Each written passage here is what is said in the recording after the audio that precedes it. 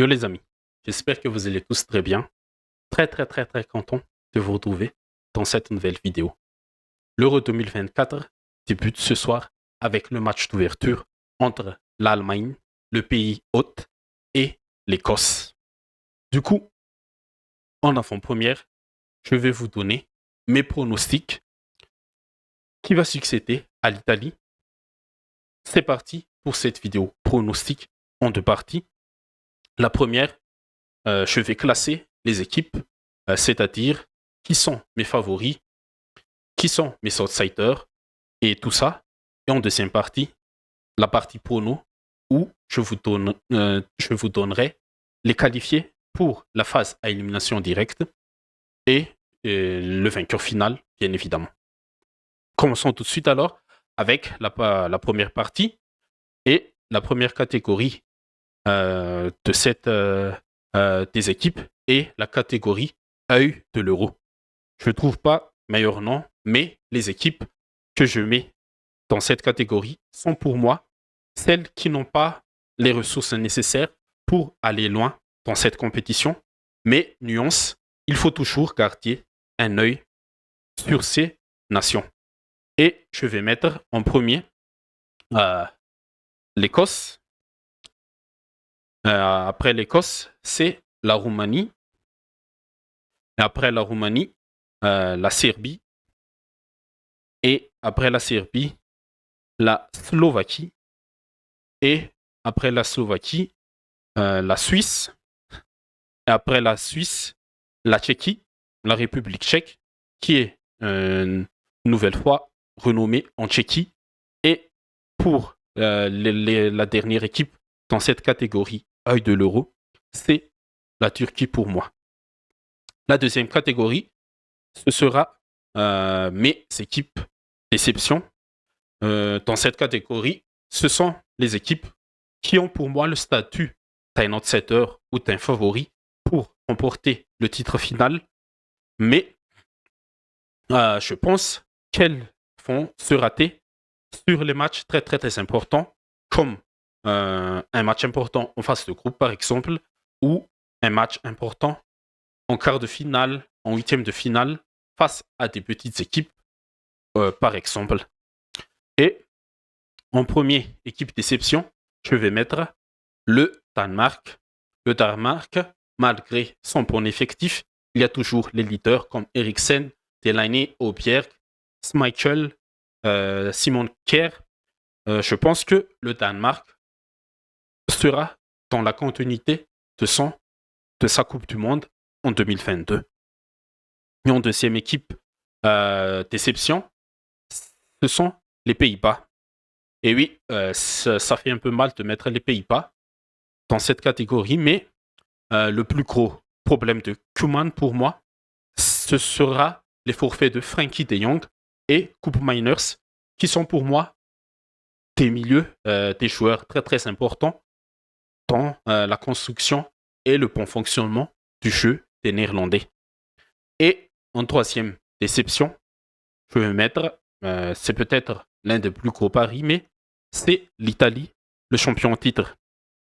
L'Italie a aussi une équipe de qualité avec son sélectionneur, mais je pense que l'Italie manque un type de joueur comme Chiellini ou Bonucci, ce type de joueur leader, le chef de gang, le chef de mafia. Et c'est sur ce point-là que, pour moi, l'Italie va décevoir dans les matchs très importants. Maintenant, la catégorie surprise, tout est dans le mot.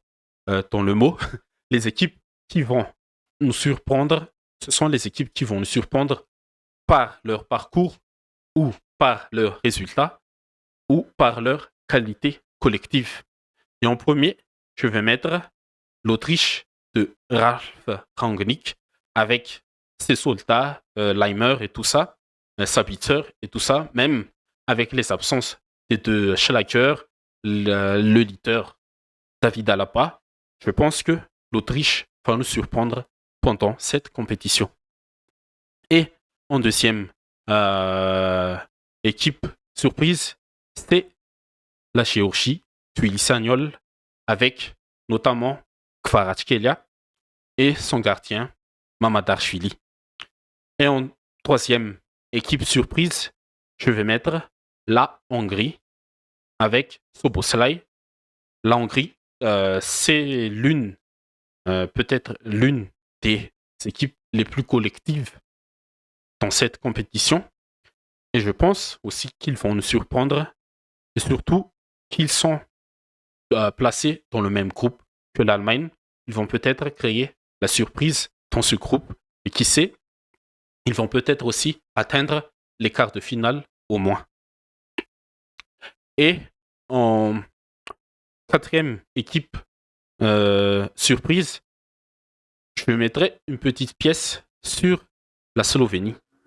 Certes, pour info, je ne connais pas vraiment cette équipe, mais il y a des joueurs que je connais, comme leur gardien, Jan Oblak. Certes, ce n'est pas le Jan Oblak du grand Jan Oblak d'il y a quelques années, mais je pense que c'est toujours un grand atout d'avoir un gardien de cette envergure. Et aussi, il y a le jeune Benjamin Sesko, qui a plutôt fait une bonne saison du côté de Leipzig. Et en dernier, équipe surprise, je vais mettre l'Ukraine. L'Ukraine, pour moi, a aussi beaucoup de qualités, avec Mudryk, Dovbyk et tout ça. Je pense qu'ils feront une meilleure compétition pendant cette édition.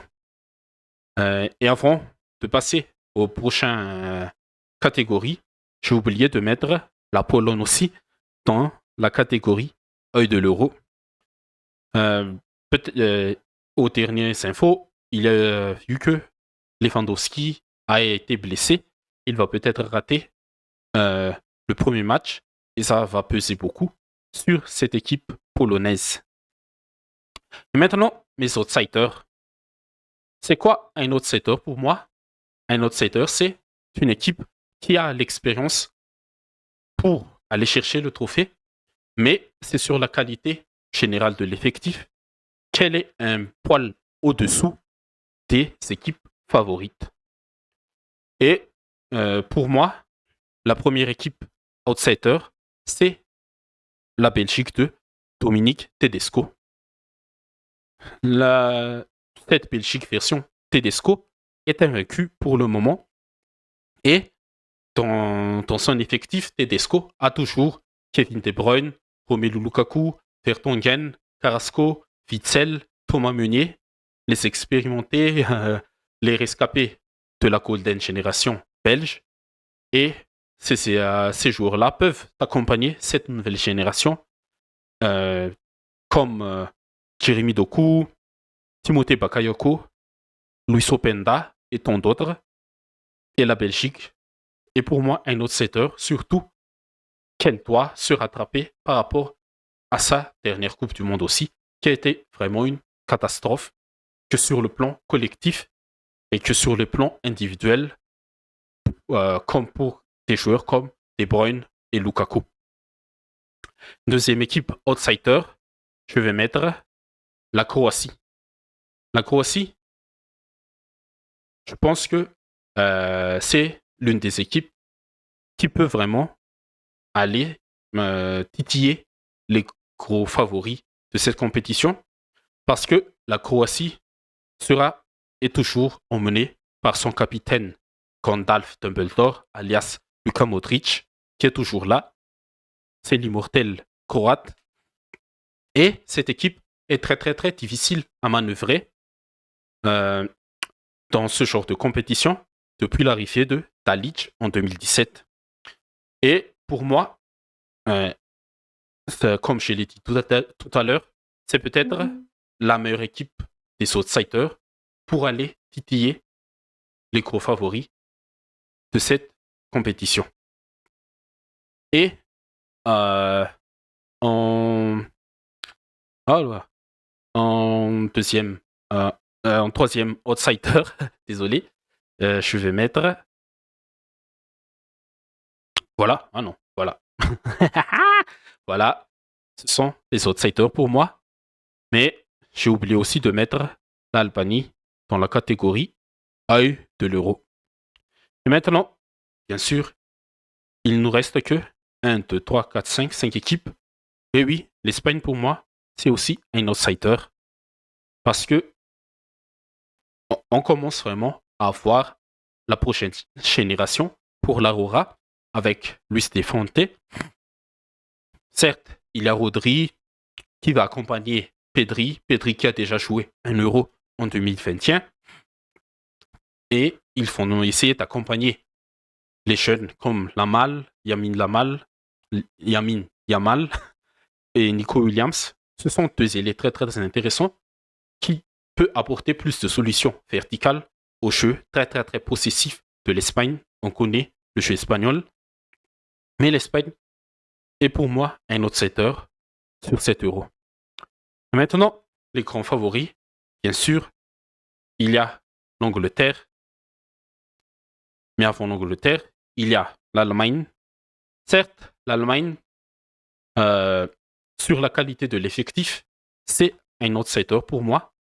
Mais en tant que pays hôte, l'Allemagne doit prouver que c'est toujours une condamnation de foot à l'Europe.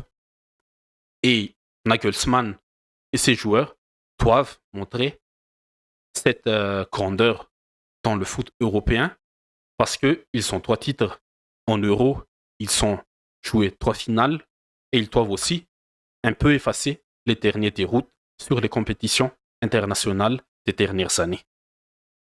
Et après l'Allemagne, il y a l'Angleterre, l'un des meilleurs effectifs de cet Euro 2024 pour moi, avec le Portugal. On va en parler après.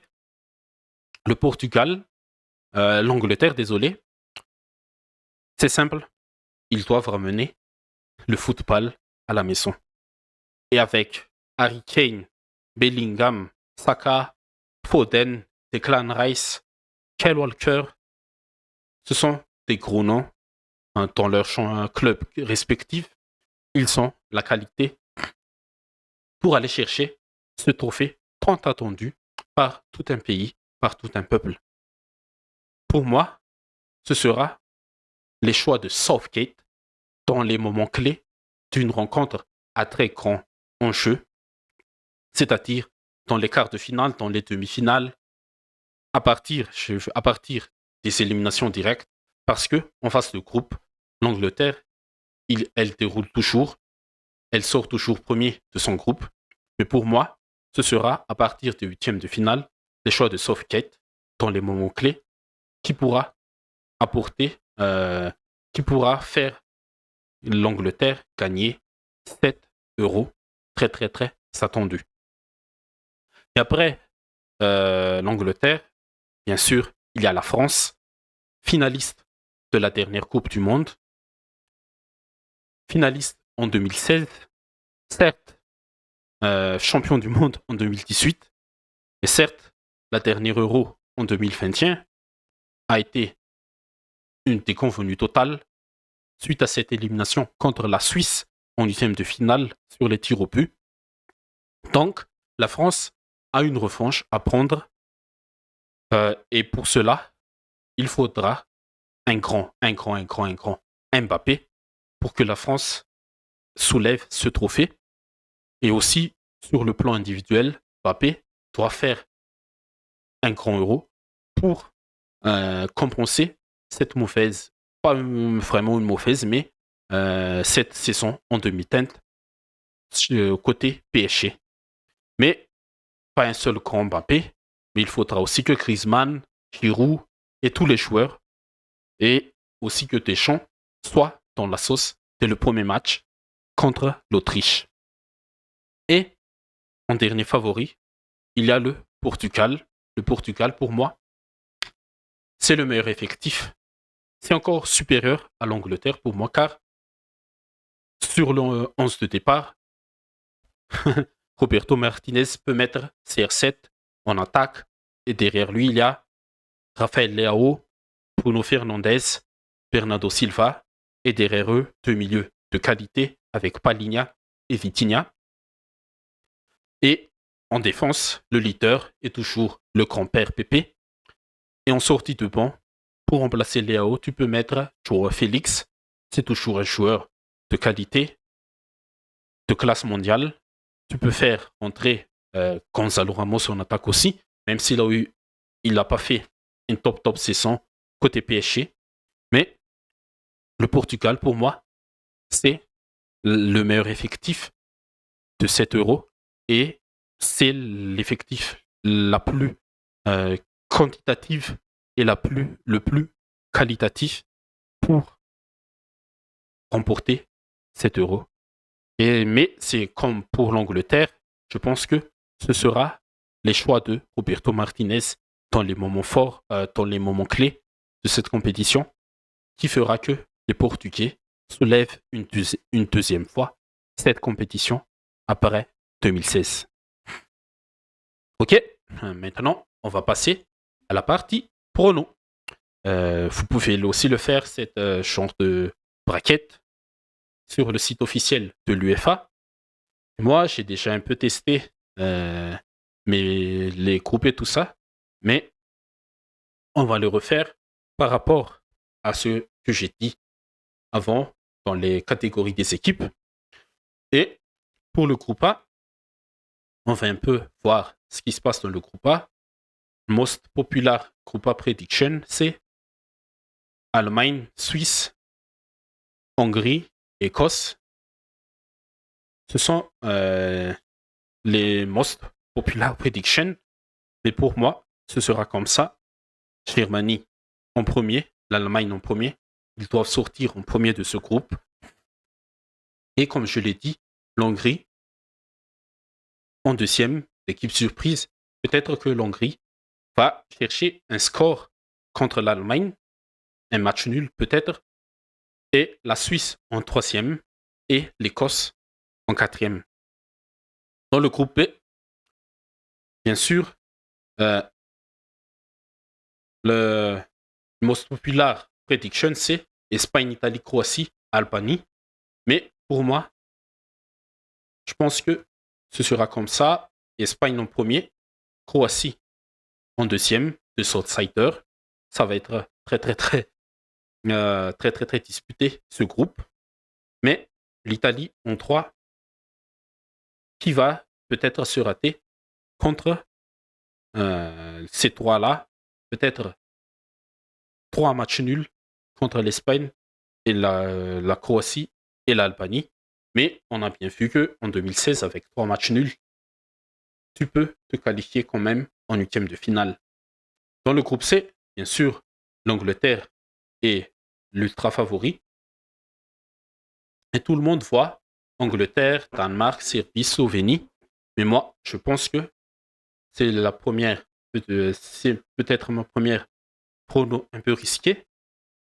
C'est Angleterre en premier, Slovénie en deuxième et Danemark en troisième, qui va se batailler pour une place ou en huitième de finale en tant que meilleur troisième, et la Serbie en dernier. Et dans le groupe D, c'est aussi peut-être l'un des groupes que je fais un prono un peu risqué. En premier, je vais mettre la France, bien évidemment, le favori du groupe. Et en deuxième, je vais mettre l'Autriche. L'Autriche, l'équipe surprise de cette compétition, que je mets en tant qu'équipe surprise aussi de cette compétition. Et en troisième, les Pays-Bas. Et attention, la Pologne peut grappiller des points contre les Pays-Bas et l'Autriche aussi. Mais pour le groupe D, c'est mon classement. Et pour le groupe E, le most predictable, le most popular prediction pour ce groupe, c'est Belgique, Ukraine, Slovaquie, Roumanie. Et je pense que je vais suivre cette prédiction. Belgique en premier, Ukraine en deuxième, Slovaquie en troisième et la Roumanie en quatrième. Et pour ce groupe F, même s'il y a le Portugal, l'ultra favori, ces 3 équipes-là sont il ne faut pas sous-estimer, il faut toujours se méfier de la Tchéquie, la Turquie et surtout la Géorgie. Et c'est là encore une surprise pour moi. Mais la Turquie, je pense que elle terminera troisième et la Géorgie terminera deuxième de ce groupe pour moi. Oui, la Géorgie, c'est une surprise. Et la Tchéquie va se batailler en meilleur troisième. Désolé pour les Turcs, vous avez aussi une belle génération avec Arda Güler comme par exemple, mais je pense que le groupe F, Portugal en 1, Géorgie en 2. Géorgie, ce sera l'équipe qui va défendre et qui va contre-attaquer, qui va défendre et qui va contre-attaquer. Et la Tchéquie en 3, encore une chance de se qualifier, et la Turquie en 4. Et maintenant, il faut faire place à qui sera les meilleurs troisièmes pour moi. Et je pense que les meilleurs troisièmes, pour moi, ce sera les Pays-Bas,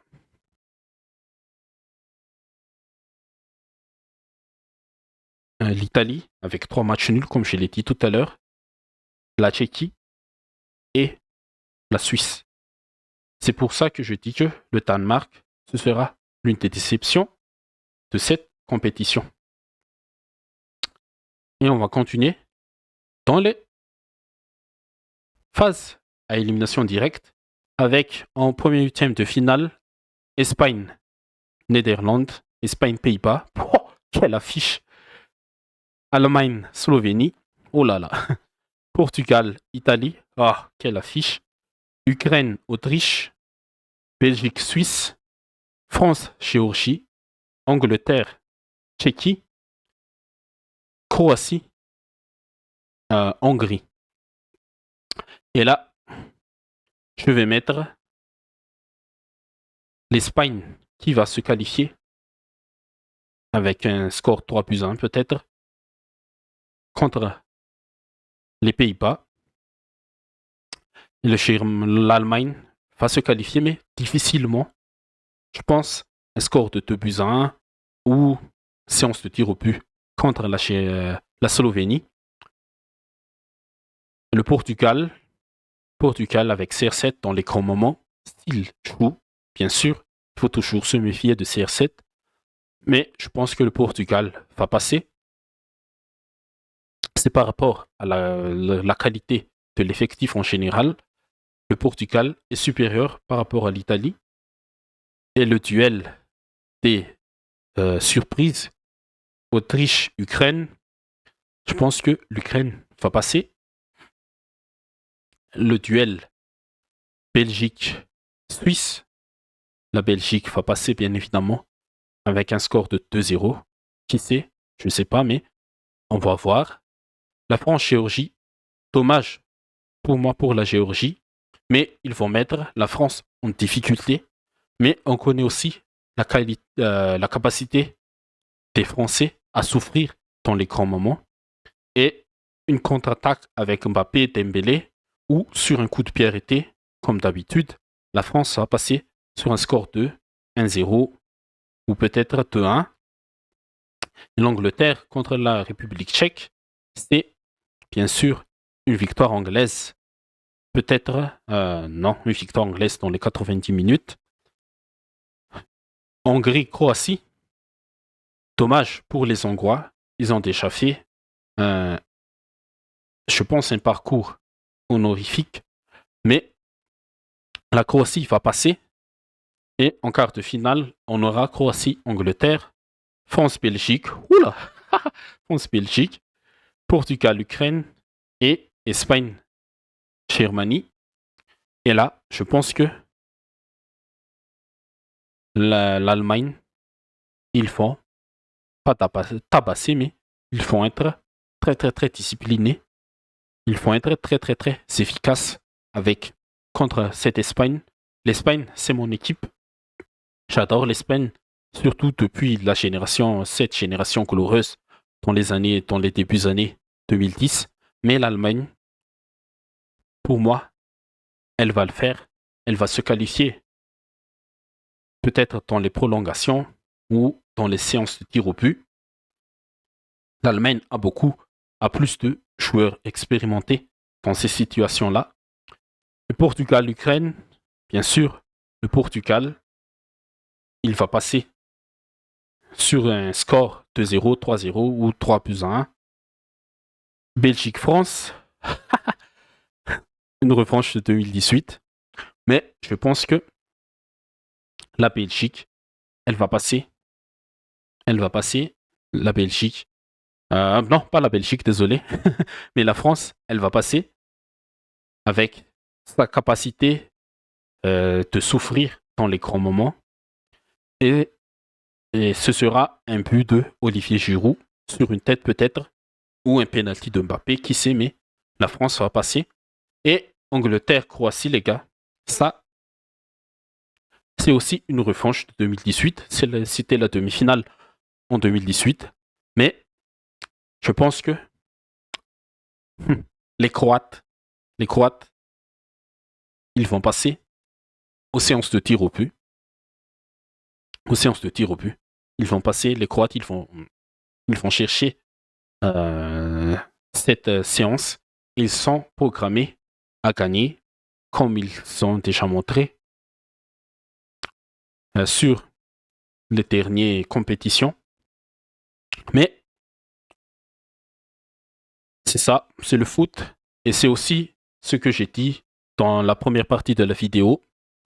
C'est la capacité de Southgate, sa lecture de jeu, lecture de match, pour essayer de rebooster, de gagner, de prendre toujours, de garder toujours l'ascendant, la phase ascendant, les temps forts, la gestion des temps forts, la gestion des temps faibles. C'est cette capacité de Southgate à gérer ces points-là qui vont lui encore donner tort sur ce match. Et en demi-finale, on aura des belles affiches pour moi si ça se concrétise. Allemagne-Portugal. Est-ce qu'il y avait déjà des Allemagne-Portugal? Oui, la dernière fois, il y a eu un Allemagne-Portugal en phase de groupe et l'Allemagne a corrigé le Portugal 4-2. Et je pense que l'Allemagne, il va encore le faire. L'Allemagne va éliminer le Portugal. Et dans la deuxième demi-finale, France-Croatie, un remake, une revanche peut-être à prendre pour la Croatie en 2018. Mais mais cette fois-ci, je pense que la Croatie, elle peut le faire. C'est la dernière de Modric. Modric est très motivé. Modric, il va tout faire pour emmener son équipe très très très loin en finale ou peut-être soulever le trophée. Et la Croatie, ils vont éliminer la France. Et cette fois, c'est la Croatie qui fera une match à la française. C'est d'essayer d'exploiter le maximum d'efficacité, mettre le but dans les bons moments, dans le bon endroit, au bon moment, au bon endroit, bien sûr. Et la France, ils essaieront de pousser. Et la Croatie nous montrera aussi sa capacité à souffrir dans les grands moments. Et en finale, on aura Allemagne-Croatie pour moi. Est-ce que la Croatie peut le faire avec Modric, Brozovic, Kovacic et compagnie? Mais pour moi, je pense que l'Allemagne soulèvera le trophée dans son pays, dans cet euro. L'Allemagne, pour moi, l'Allemagne fait partie des favoris pour moi et c'est pour moi l'équipe qui va remporter 7 euros avec un Toni Kroos très très très motivé, un Gundogan qui veut prendre aussi un revanche par rapport à sa saison. Individuellement, il a été très bon côté Barça, mais collectivement, c'est une saison blanche. Et remporter l'Euro à domicile en tant que capitaine, ce sera un Graal, encore une fois, dans son armoire à trophées. Et je pense que Gundogan, Kroos, Neuer, avec Kimmich et Rudiger et tout ça, ils vont emmener ces jeunes, Wirtz, Havertz, Musiala, Leroy Sané et tout ça en finale et ils soulèveront le trophée à la maison. Donc, les amis, c'était ma partie prono. Ma partie prono, c'est mes pronos. À noter, c'est mes pronos. Hein, c'est mes pronos. Ça ne tient qu'à moi. Et j'espère que vous avez kiffé cette vidéo prono avant l'Euro. L'Euro débute ce soir et on va débriefer Allemagne-Écosse, bien évidemment. Donc, si vous ne voulez pas rater toutes les vidéos de cet Euro, n'hésitez pas à vous abonner, à vous... n'hésitez pas, comme d'habitude, à partager cette vidéo si vous l'avez aimée. Et, comme d'habitude, n'hésitez pas à liker, à partager, à commenter et surtout à vous abonner si vous ne l'êtes pas encore. Merci à vous tous et que l'Euro commence maintenant. Et bon Euro à tous. À la prochaine. Merci.